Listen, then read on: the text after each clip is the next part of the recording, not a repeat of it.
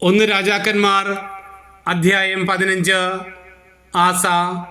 Israel രാജാവായ ജെറോബോവാമിൻ്റെ വാഴ്ചയുടെ 20-ാം വർഷം ആസ യൂദായിൽ ഭരണം തുടങ്ങി. അവൻ ജെറുസലേമിൽ 41 കൊല്ലം ഭരിച്ചു. അവൻ്റെ പിതാമഹി അബ്സലോമിൻ്റെ മകൾ മാഖ ആയിരുന്നു. ആസ പിതാവായ ദാവീദിനെ പോലെ കർത്താവിൻ്റെ ദൃഷ്ടിയിൽ നീതിപൂർവം വർത്തിച്ചു. അവൻ നാട്ടിൽ നിന്ന് ദൈവപ്രീതിക്കായുള്ള ആൺവേശ്യ സമ്പ്രദായം ഉച്ചാടനം ചെയ്തു. പിതാക്കന്മാർ നിർമ്മിച്ച എല്ലാ വിഗ്രഹങ്ങളും നിർമ്മാർജ്ജനം ചെയ്തു. പിതാമഹിയായ മാഖ അഷേരായ്ക്ക് മ്ലേച്ഛ വിഗ്രഹം നിർമ്മിച്ചതിനാൽ അവൻ അവളെ അമ്മറാണിയുടെ പദവിയിൽ നിന്ന് നീക്കി. വിഗ്രഹം തകർത്ത് കിദ്രോൻ അരുവിക്കരയിൽ ദഹിപ്പിച്ചു. എന്നാൽ അവൻ പൂജാഗിരികൾ നശിപ്പിച്ചില്ല. എങ്കിലും ജീവിതകാലം മുഴുവൻ ആസായുടെ ഹൃദയം കർത്താവിനോട് വിശ്വസ്തത പുലർത്തി. താനും തൻ്റെ പിതാവും കാഴ്ചയർപ്പിച്ച സ്വർണവും വെള്ളിയും പാത്രങ്ങളും അവൻ കർത്താവിൻ്റെ ആലയത്തിൽ കൊണ്ടുവന്നു. ആസായും ഇസ്രായേൽ രാജാവായ ബാഷായും തമ്മിൽ നിരന്തരം യുദ്ധം നടന്നു. ഇസ്രായേൽ രാജാവായ ബാഷ യൂദായ്ക്കെതിരെ പുറപ്പെട്ടു.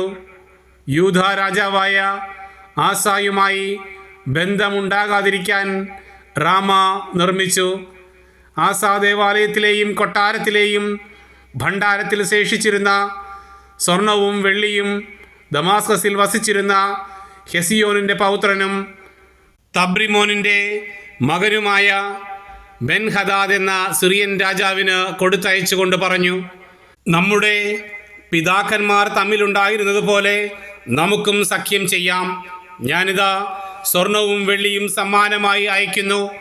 ഇസ്രായേൽ രാജാവായ ബാഷ എൻ്റെ രാജ്യത്തിൽ നിന്നും പിന്മാറുന്നതിന് അവനുമായുള്ള സഖ്യം വിച്ഛേദിക്കുക.